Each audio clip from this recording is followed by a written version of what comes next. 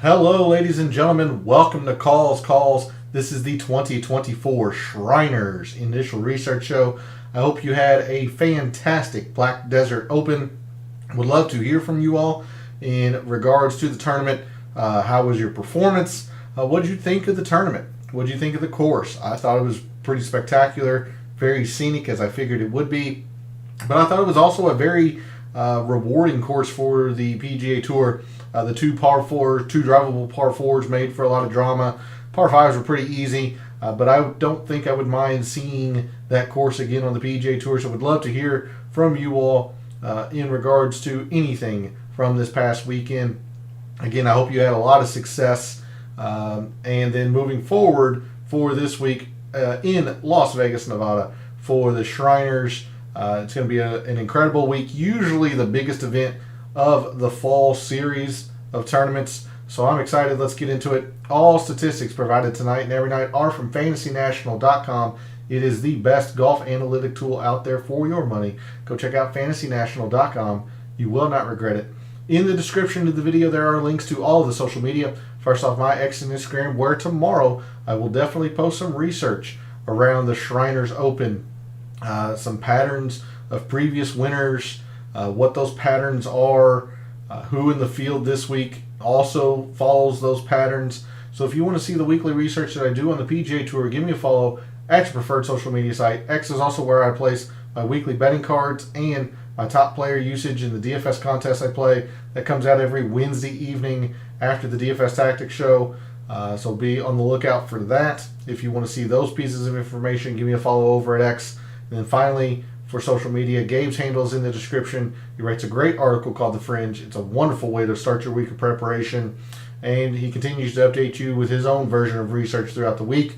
And even though we didn't have his chat last week for the Black Desert Open, we will be back in his Substack chat this Wednesday evening, as we generally are on Wednesdays. We talk about game theory, our favorite areas of the price board, any 6K or 5K plays that we are gravitating toward, the kind of lineups we're building, and all of that. You really are missing out if you are not a subscriber to his article. So make sure you are doing that, and go show him some support. Follow him over on social media. Lastly, for this intro, we are live. Chat's open again. In addition to anything from this past weekend, from the course to your performance in DFS or any wagers. Moving forward to the Shriners, who do you think has the upper hand early on in your thought process for the Shriners this week? Want to hear from you all in any and every regard this evening. And a quick note, and I will mention this also at the end of the show, but tomorrow night, the Data Dive show will be late. I will be live tomorrow, but it will be late, maybe 9:30 or even 10 p.m. Eastern. As a sports league of mine has started up, and it can't control the schedule. My game is at 8 p.m. Eastern, so I will definitely be late, but I will be on tomorrow, just later than usual.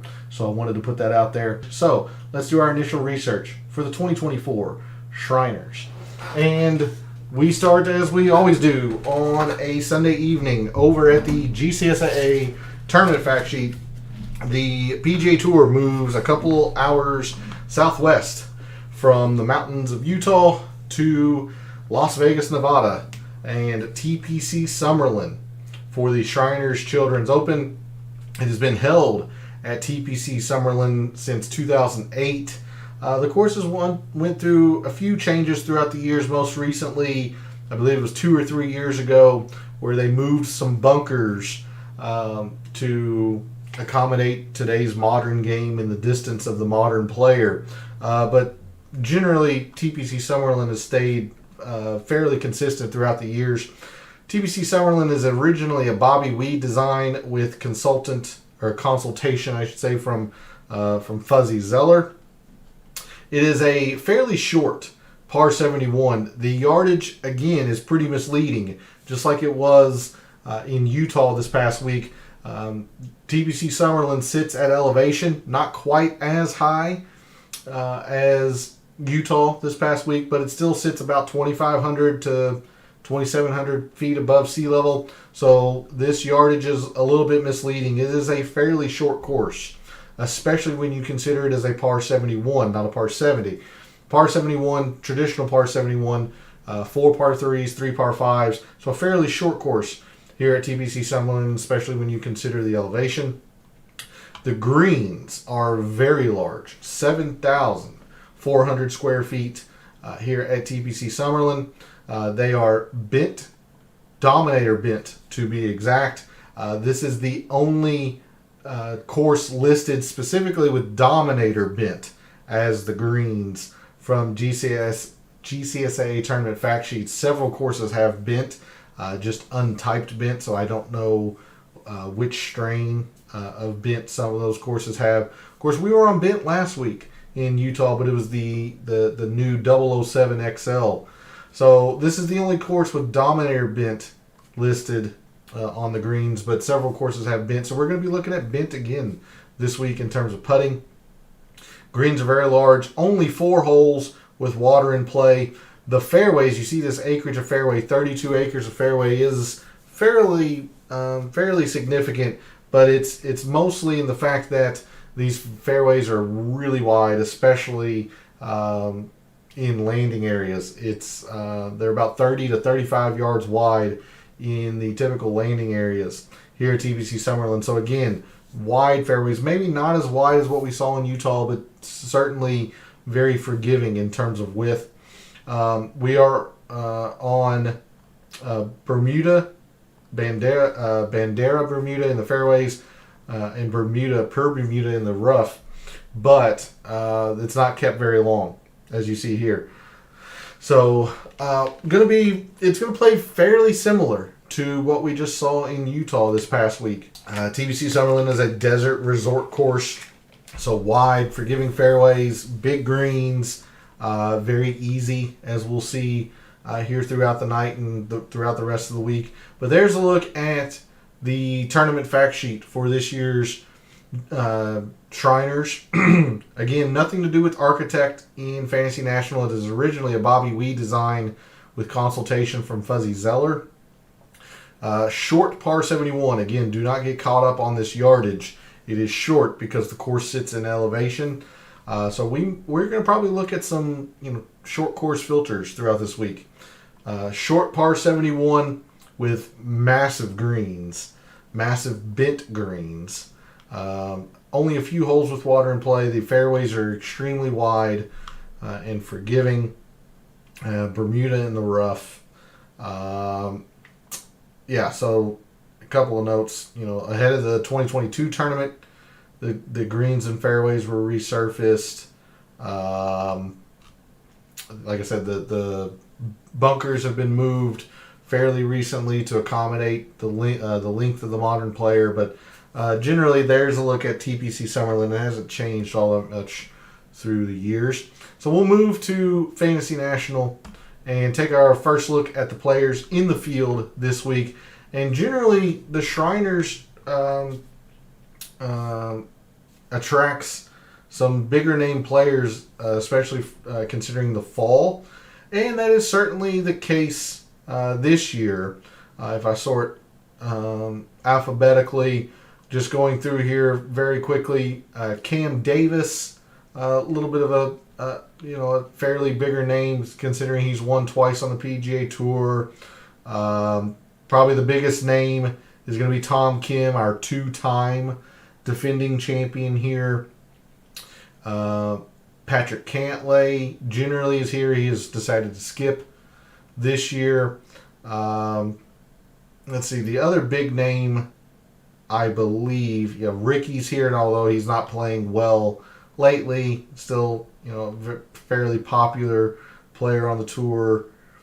Taylor Pendrith from the President's Cup has decided to play.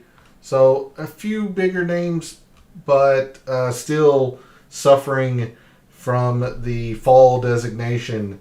It just generally lacks a lot of the big names from the PGA Tour. If we take a look at some recent performance, again, coming from the GCSA tournament fact sheet, Even though this sits at 7,200 yards or a little bit over it, we're going to look at short courses because this does sit at elevation. The ball will travel here at TBC Summerlin. So on short courses, those designated as less than 7,200 yards, and this will definitely play less than 7,200 yards.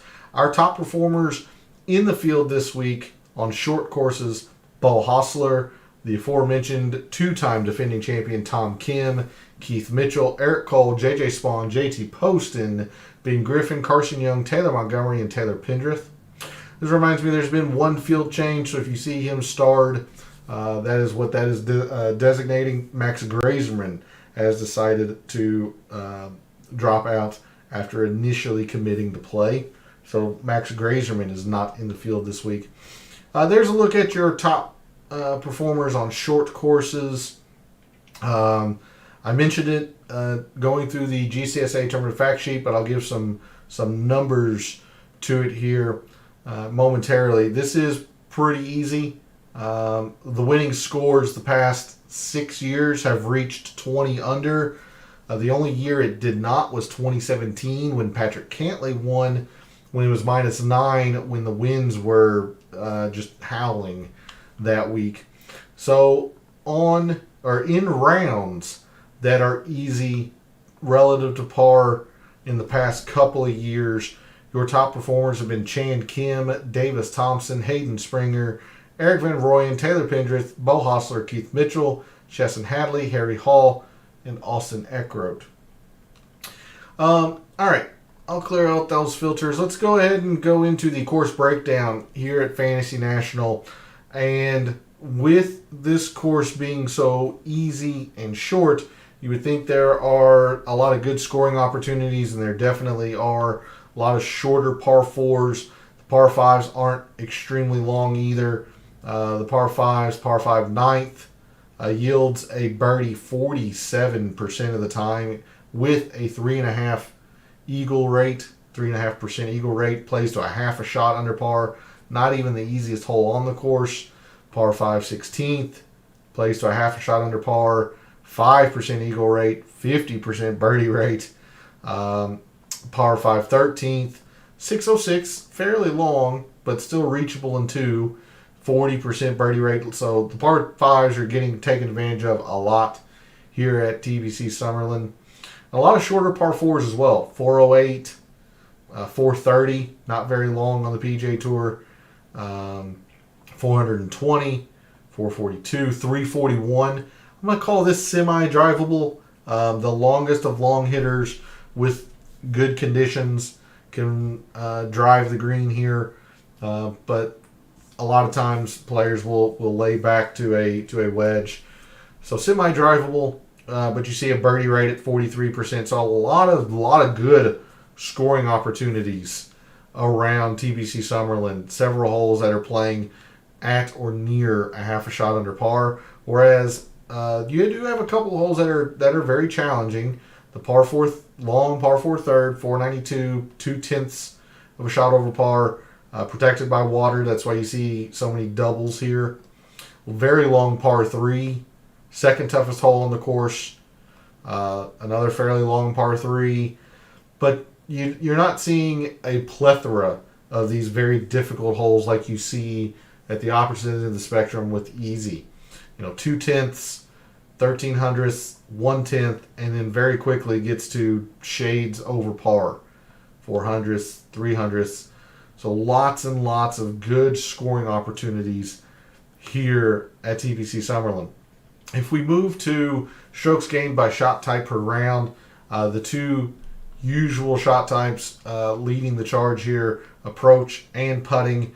It's interesting to note that around the green is pretty darn close to off the tee, and that's going to be something to keep an eye on throughout this week, and something that we're not going to ignore, despite the fact that this course is easy and the greens are easy to hit.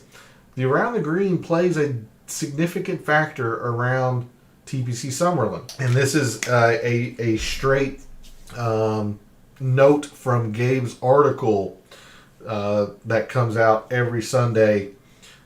Gabe mentioned that that TPC Summerlin is one of the top 5 hardest around the green courses on the PGA Tour. So for whatever reason, players struggle around the green here at TPC Summerlin. And that's fairly significant to note, especially since all 3 of these par 5s are attackable in 2. So you need to see who is good around the green to get up and down for their birdies on those holes. If they're trying to drive the green on the semi-drivable par 4, things of that nature. So definitely don't want to ignore the around the green this week. We move to the top 5s. As you would expect, players that are playing well are going to be generally putting, or up on the high on the leaderboard are generally putting well. But again, this off the tee and around the green are pretty darn close to each other. And then for your winners, making a lot of putts, generally pretty good with the irons, they are taking advantage off the tee a little bit. So I did not want to ignore the around the green. We are definitely going to be looking at some around the green this week. And tomorrow in the Data Dive show, I'll have a lot of data to back that up for you. Moving to strokes gained by hole by par. Again, as you would expect, majority of PGA professionals are taking advantage of the par 5s. But look at the par 4s. They're right there with them for the players that finish in the top 10. That's just due to the fact that there are several pretty gettable par 4s. Again, that very short par 4 15th plays to 4/10 of a shot under par. The opening hole plays, really easy. Another short par 4 on the front, 382. 25% birdie rate. There are a lot of gettable short par 4s here at TPC Summerlin. We move up the leaderboard to the top 5s. In fact, the par 4s overtake the par 5s for your top 5 finishers. And then for your winners, they're probably getting some eagles on those par 5s.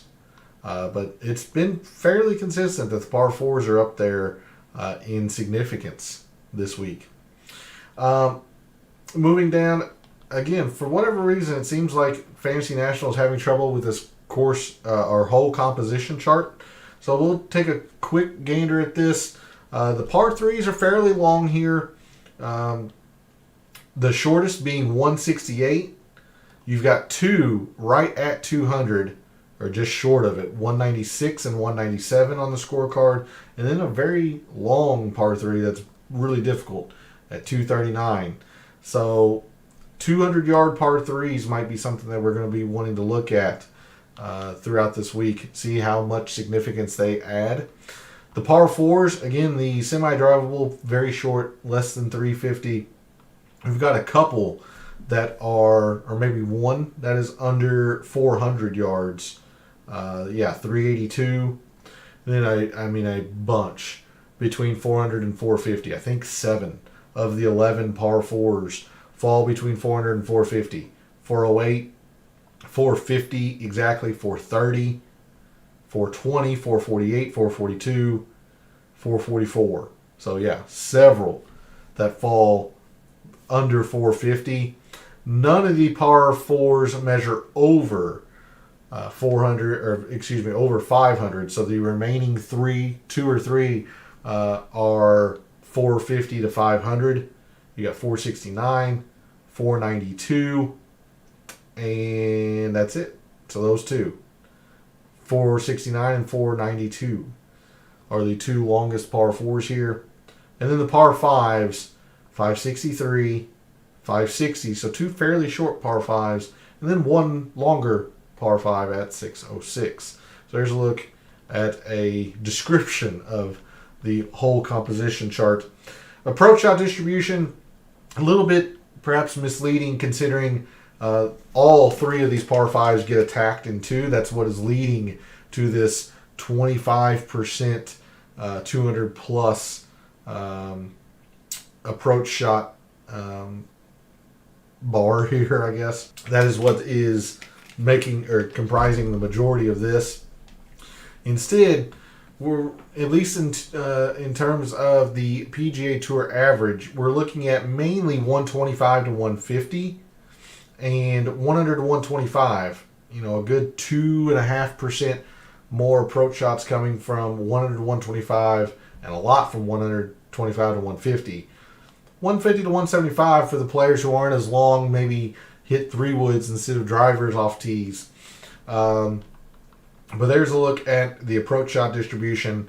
We'll get a look at this tomorrow in the data dive to see if any range in particular plays important for players who generally play well here.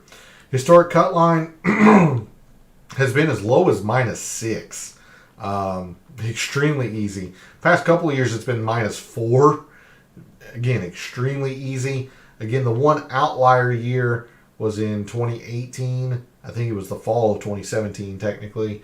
+2 when the winds were just chaotic. Generally, very easy. That's in fact the +2 was the only time it's been above par. So again, very, very easy here at TPC Summerlin. You can see that with the scoring distribution. Lots of birdies, a few bogeys, maybe a few doubles if you find the water, but lots and lots and lots of birdies around TPC Summerlin. Driving accuracy, not as high as the average tour event. Again, players just aren't really worried about the rough here at TPC Summerlin. Hey, Luke, thanks for jumping in chat. Glover was getting after it. He was today. That was my suggestions last week were fairly solid. I was really high on Hayden Springer, who did not play well, but I was all in on Lucas Glover. He played well. I was all in on Chris Kirk, who had a middling tournament. So I had some good, had some bad. Definitely not disappointed with my performance from last week. And you were right. If Lucas Glover, especially today, was anywhere near field average with the putter, he would have made, or he would have given McCarty quite a bit of a run. But I also mentioned that McCarty was probably worth a long look, even though we'd only seen one tournament of him. But he played extremely well, and that's somebody to think about moving forward. The rest of this fall and especially into next year. McCarty, he seems like he's the real deal. But thanks for jumping in chat this evening, Luke. Much appreciated. I hope your Black Desert championship went well, whether that was with wagers or in DFS. Much appreciated that you jump in chat this evening. Driving accuracy, like I was mentioning, not a big deal. Players are not afraid to be in the rough here. These fairways are extremely wide anyway.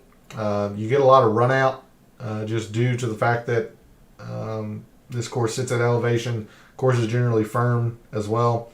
Not a big deal with the accuracy, especially because as you see the driving distance much higher than the average tour event. And that's not necessarily the fact that players are just freewheeling drivers. Remember, this course does sit at elevation, so the ball's just generally traveling further anyway. Greens, very, very easy to hit here at TPC Summerlin. Almost 75%, 73 and some change, whereas the average tour event is just over 65%. So these greens, yes, they're massive, but they're also just generally easy to hit. Scrambling percentage, as I was mentioning that the around the green is going to play a factor this week. If players are scrambling, it's generally not easy around TPC Summerlin. The around the green is something to think about. Scrambling percentage quite a bit lower here. 3 putts per round, a little bit lower than tour average. Distance, as we talked about, much higher. And just due to the fact that these greens are so large, 7,400 feet on average. Green and regulation proximity is further away here than the average tour event. There's a look at TPC Summerlin from a scorecard and graphical view as we continue to dive into the Shriners for this week. We will come to the strokes gained page view in Fantasy National. Take a look at a few things here. I don't know how much off the tee is really going to play this week, but it's definitely going to be easy. And for our winners off the tee definitely played, a decent factor. So probably incorrect to ignore it. So win rounds have been easy relative to par the past couple of years. Your top off the tee players have been Cam Champ, Keith Mitchell, Kevin Doherty, Austin Eckroat, Tyler Duncan, Kevin Yu, Alejandro Tosti, Nick Hardy, Patrick Fishburne, and Stephen Yeager. Definitely not going to ignore the approach. The most important shot type in golf, at least in my opinion. So we will limit this to the last, I guess, 3 months. Last 3 months or 36 rounds. Your top approach players have been J.J. Spawn, Ches Reavie, Doug Gim, Gary Woodland, Matt Kuchar, Nick Hardy, Tom Whitney, Ryan Fox, Charlie Hoffman, Eric Cole, and Andrew Novak. At least top approach players that have been that are in the field this week. Definitely not going to ignore anything around the green. Top around the green players in the field this week: Harry Hall, Adam Svensson, Chan Kim, Davis Thompson, Bryce Garnett, Cam Davis, Davis Riley, Ben Griffin, Daniel Berger, Webb Simpson. And if we take a quick look at the historic conditions, of course, we've seen that it's easy. It has been easy for several years. The only time it wasn't was the fall of 2017, the 2018 season, when the winds really picked up. Otherwise, it's just generally been very easy. I'm more interested in looking at these green speeds. Of course, we are on bent. So, average the past couple years. Before that, it was fast, some average. So I don't think it's enough of a majority to go with either average or fast. So we're just going to look at bent greens like we did last week for the Black Desert Championship. In the past 2 years on bent greens, your top putters in the field this week: JT Poston, Dylan Wu, Aaron Baddeley, Brendan Todd, Ben Silverman, Harry Hall, Matt McNeely, Adam Hadwin, Harris English, Justin Lauer, and Chandler Phillips. Again, skipping Max Grazerman, he has withdrawn. All right, just a couple other things that we'll take a look at before we look at some course history from these players. Let's take a look at par 4 scoring, and I'm most interested in par 4s 400 to 450 yards. 7 of the 11 par 4s fall to this range. If I had to venture a guess, and we'll definitely cover this tomorrow evening in the Data Dive show, but if I had to venture a guess, the 400 to 450 par 4s make up a fairly significant portion of the par 4 scoring here. So in 2024, the entirety of 2024, your top performers are on par 4s from 400 to 450 yards: Justin Lauer, Andrew Putnam, Roger Sloan, Keith Mitchell, Taylor Montgomery, Davis Thompson, Matt Kuchar, Ben Silverman, C.T. Pan, and Peter Malnati. Yeah, I think that's fine for this evening. I was going to look at par 5s, but I'll save that for tomorrow to see how much that 606 par 5 really contributes to strokes gained. Otherwise, we would look at 550 to 600 par 5. So instead, let's just go ahead to the tournament history page view, or the strokes gained total tab for the players in the field this week. Now, our strokes gained total leader the past 5 years is Adam Hadwin. Now, he's played all 5 years, but he's played extremely well here. Runner-up last year, another top 5, 2 other top 10s. Our 2-time defending champion is Tom Kim. He would lead strokes gained per tournament quite clearly, considering he is 4th on the total list and only played 2 tournaments. Our strokes gained total leader is Adam Hadwin. Very good at TPC Scottsdale, another desert resort course. Shorter. So think of those types of players. Matthew Neesmith has been very good here, although middling last year, but generally been very good at the Shriners.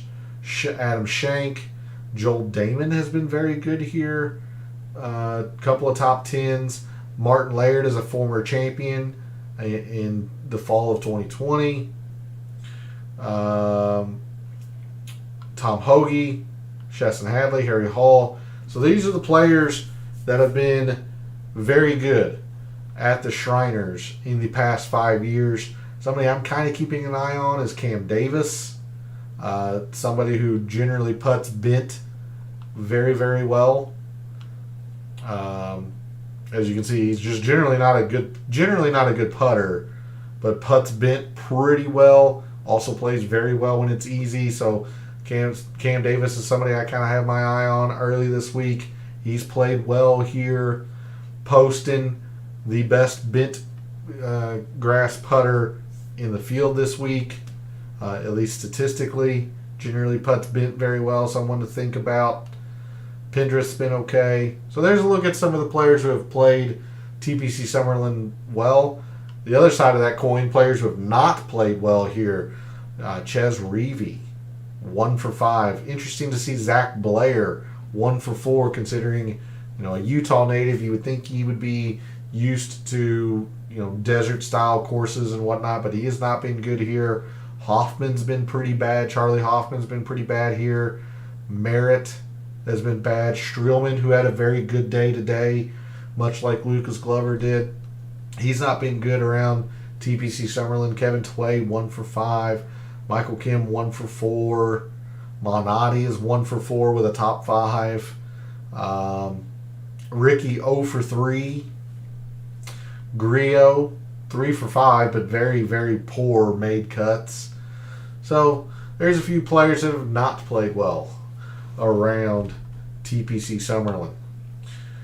With that, I think it's a good segue to head over to Microsoft Excel, the early look file.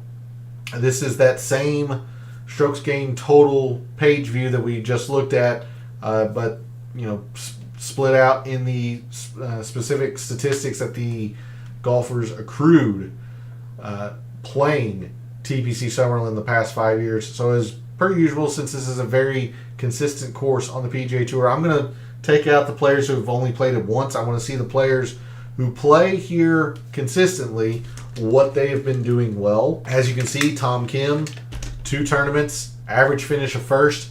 It's pretty good, I would think. He's been doing it all in the 2 main shot types. Lots of irons and putting very well. You see this heavy amount of putting success here. And the Shriners can turn into a putting contest a lot of times with these winning scores in the 20s. So definitely want to be looking at bent green putters early on this week. Tom Kim, Adam Hadwin, Harry Hall, all of these players putt bent very, very well. Taylor Montgomery is generally just a good putter. Schenk is a decent putter, but very good on bent. Cam Davis, as I was mentioning, very good on bent, at least. I wasn't sure how much off the tee was going to play. While you don't have these big spike performances like you do in the putting numbers with this heavy green, it's also very consistent.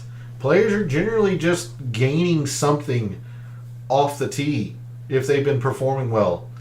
So interesting to note that as well.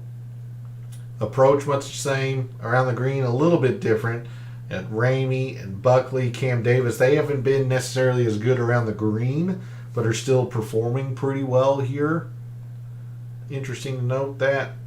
But I am taking note that this off the tee here, players have been at least good at TPC Summerlin. Moving to distance and greens, despite the off the tee performance for these players, distance isn't mandatory. I mean, Tom Kim's not long by any means.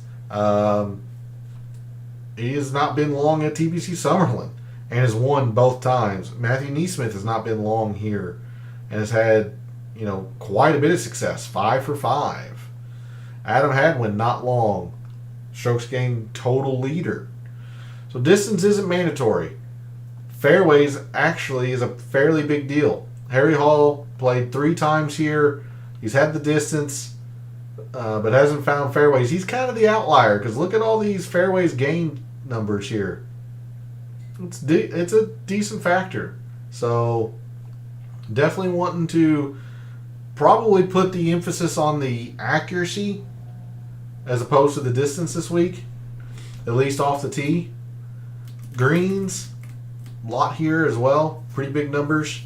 So as long as players are hitting greens, again, I don't know how much I'm going to be focusing on that because greens are easy to hit here. But it's hard to deny the fact that the players who have had a lot of success are generally just hitting these greens at TPC Summerlin. Scoring much more in the birdies gain than the bogey avoidance. 7.5 versus a 5. Birdies favoring the birdies, I should say, favoring the birdies, even favoring the birdies. So, you got to go low here at TPC Summerlin to compete. We're going to be looking at how low players can go. Birdies are better. Probably some opportunities as well. Moving to par 3s, 4s, and 5s.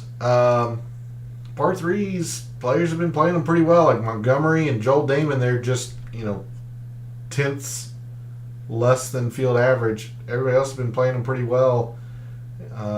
Looking at players who have averaged a top 35 or better, 16 players is a 0.8, so it's not huge. Oh, I'm sorry, I'm not even including Tom Kim. Yeah, that's a 1.0. Not huge, but again, only a few players that are marginally negative here. Par 4s, though, big factor. Only one player negative is a 3.3, huge factor. It's off the side of your screen. I apologize, but the par 5s are a 1.2, but they're kind of hit and miss. You've got Thompson, who's really taking advantage of them. Kuchar has not. Par 3s were fairly consistent, even though they were the least from these players that have played the best here. My guess, 400 to 450 par 4s would be it. Really? Yeah. I was gonna say look at how green the 354 is, but these numbers aren't necessarily all that big. 1.4, 1.1, whereas you have, obviously the 7, 3.5, a 2, 2, 2. So the bigger numbers are definitely in that 400 to 450. And then very quickly, we'll take a look at proximity. Again, at least compared to the average PGA Tour course, these two ranges are more prevalent. I don't see a whole lot here. 150 to 175, there's some stuff here, and a few approach shots get played from here, so interesting. We'll definitely dig into more of that tomorrow in the Data Dive show. But that's going to be it for the initial research show for the Shriners. Be on the lookout tomorrow over on social media, especially over on X. I'll be digging into previous winners, Tom Kim, Sung Jae, Party Marty Laird, taking a look at their prior performance at TPC Summerlin, how, what their form was like coming in. I'll be putting some research out tomorrow over on X and figuring out who else in the field this week fits that pattern or fits that criteria from previous winners. So be on the lookout for that. I want to thank Luke for jumping in chat, and thanks to everyone else out there who tunes in, watches, listens, supports the channel by liking the videos, commenting and subscribing. I always appreciate it. Love what I do. Taking a very in-depth look at golf statistics, giving you a statistician and data analyst's view of what he sees, trying to help us all win a little bit of money in the process. I hope your Black Desert Championship went very well. Mine was okay, slightly in the negative. Had a few incorrect plays, like Hayden Springer. Chris Kirk didn't play as well as I was hoping. Thor Bjornsson really hurt me with his withdrawal. Had some good suggestions as well. Harry Hall kind of backed up today, but he was very, very good for 3 days. Lucas Glover was excellent, and I was all in on Lucas Glover as well. So, I'm not disappointed with my performance. Things just didn't go my way. We're going to try and improve this week for the Shriners. Again, a reminder, I mentioned it in the intro, but tomorrow night's Data Dive show will be pushed back. I cannot give you an exact time. I'm going to guess anywhere between 9:30 and 10 p.m. Eastern, as one of my sports leagues is starting up tomorrow. I don't have control of the schedule. My game is at 8, so So I will not be able to make it at 9. I will be live. It will just be later than usual, so around 9:30 or 10. But thanks again for all the support, for all of the wagers you made this past week at the Black Desert Championship, for all the DFS contests you played this past week at the Black Desert Championship. And until I see you tomorrow night for the Data Dive Show, may all your bets be profitable.